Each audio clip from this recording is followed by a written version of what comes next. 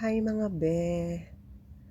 Ayan, habang natutulog na ang lahat, anong oras na? 2:30 na ng madaling araw. So alam niyo ba, ganitong oras ako lagi basta madaling araw kasi hindi ako makatulog ng gabi. Basta madaling araw ako naglilinis ng katawan, naghihilamos bago matulog kasi alam niyo ba kung anong oras ako natutulog? Natutulog ako is, you know, mga 4, 5. Ay naku, buti na lang talaga 1 o'clock talaga ang pasok ko. Kasi kung ang pasok ko mga 8:00 ng umaga talagang hindi ko kaya. So at ayan na nga. Eto habang natutulog silang lahat, eto naglilinis ako ng katawan. Ang tahimik ng kapaligiran dito ngayon.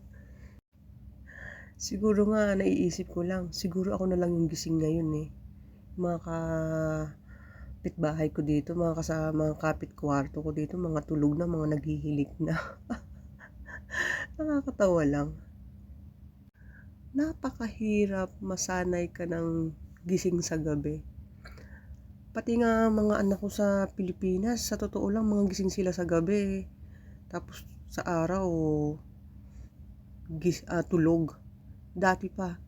Kaya siguro manamana lang yun. Charot. Pero totoo yun talaga. Since dati pa talaga.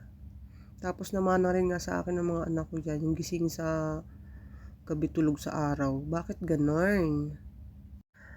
At heto na nga, naghilamos ako. Syempre, ang aking sabon is papaya. Yan talagang ginagamit ko dati pa. Hindi ako gumagamit talaga ng ibang sabon sa mukha. Basta papaya. Ako simula yata ako, mga teenager pa yata ako. Papaya na talaga ginagamit ko. Parang hindi ako sanay ng ibang sabon. Bakit ganon? Kaya siguro pumuti rin ng ganito yung face ko. Alam niyo ba dati kung ano-anong ilalagay ko sa face ko? Kailan lang siguro mga last month, yung mga puti ng egg, tapos lalagyan ng lemon, lalagyan ng kalamansi, lalagyan ng gatas. Dati last month, ang tiyaga-tiyaga ako nun. Pero nakakatamad din. Siguro mga 1 month kong ginawa yun. Sabi kasi pampaputi daw ng face yung ginawa. Siguro effective naman siya, pero tinamad na lang talaga ako. So, back to papaya ulit ako. Siyempre, sabon kong papaya at saka mga ano-ano na lang, mga sunblock, sunscreen yan. Yan ang hindi talaga mawawala sa akin. Siguro nakatulong din sa pagpapaputi ng face ko yan. At ayan na nga, o di ba? Tapos na ang bilis at upunta na ako sa aking room. Ayan, wala kasi akong kasama sa room, so syempre solo ko na. At eto na, maglalagay na ako ng sunscreen. Yang, o di ba, kahit gabi naglalagay ako ng sunscreen. Wala, nakasanayan ko na lang talaga yung ganyan. Ang tahitahimik ng room ko. Pero yung kabilang pader ng naririnig ko naghihilik. Charot, baka magising. Hinihinaan ko na nga lang ang voice over ko. Siyempre baka marinig nila, sabihin sino kausap ko gabing-gabi, madaling araw, may kausap. Actually, pagkatapos nito, manunood pa ako.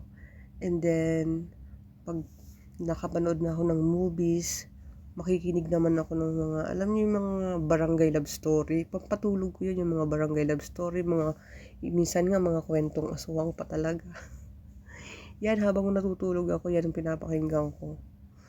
Ang weird. Pero totoo talaga yun. At ayan, syempre massage natin para matanggal ang mga wrinkles. Ganyan lang ang pagpapahid ng sunscreen sa face. O, diba? Para bumanat. At syempre, para kahit may edad na tayo, wala tayong wrinkles. Yan ang sikreto ko. Charot. Nasa tamang pag-aalaga lang yan. Kahit walang nag-aalaga, char. May ganun humuhugot talaga. At ayan, para akong bata naglaro. Napansin ko lang dumidikit pala yung palad ko sa face ko, sa pisngi ko. Dumidikit, parang napadami ata yung lagay ko. At ayan nga. Diyos ko, pati sa noo talagang trinay kung dumidikit. At ayan na nga, tapos na ang aking kalokohan. Tama na ang kalokohan na 'to. Matulog na tayo. Ako lang pala, charot. At ayun lang mga be. Thank you for watching. Salamat sa panonood sa video ko na walang kakwenta-kwenta. Ay, char. Wala lang, naisipan ko lang mag-video bago matulog. Bye-bye. Thank you for